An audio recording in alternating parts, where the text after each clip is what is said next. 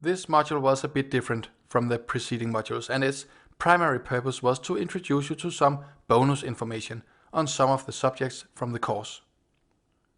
First, we saw that it matters how we interpret the input size. We can express the complexity of an algorithm in terms of the number of elements in the input data and get one level of hardness. And we can express the complexity in terms of the total input size measured in number of bits and obtain a possibly higher level of hardness. That is, an algorithm with a polynomial complexity in the former case may have an exponential complexity in the latter case. So when communicating complexities and when trying to understand how execution times may evolve when the input size grows, it's good to know that different input size interpretations may lead to different complexity characteristics. But don't overthink it.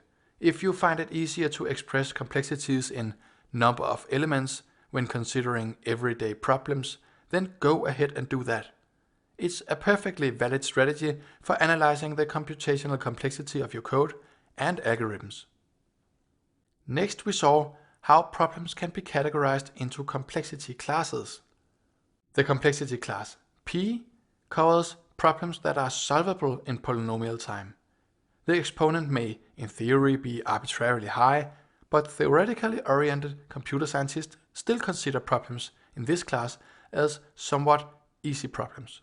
Another complexity class, NP, only requires that the problem solutions are verifiable in polynomial time. Intuitively, this is a weaker requirement, so intuitively the hardest problems in NP should be harder than the problems in P.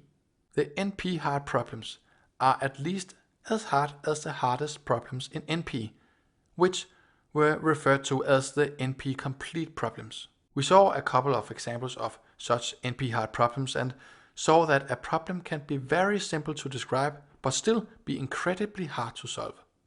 An example is the traveling salesman problem that asks for the shortest possible route that covers all cities that a salesman has to visit.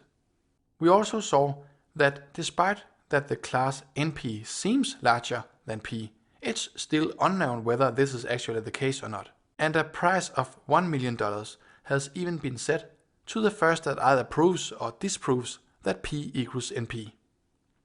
Last, we considered heuristics and approximation algorithms. Their general purpose are to trade accuracy or precision for computation speed. Heuristics do not promise a worst-case inaccuracy, but approximation algorithms operate with an allowed error and will produce a solution that is guaranteed to be within this allowed error.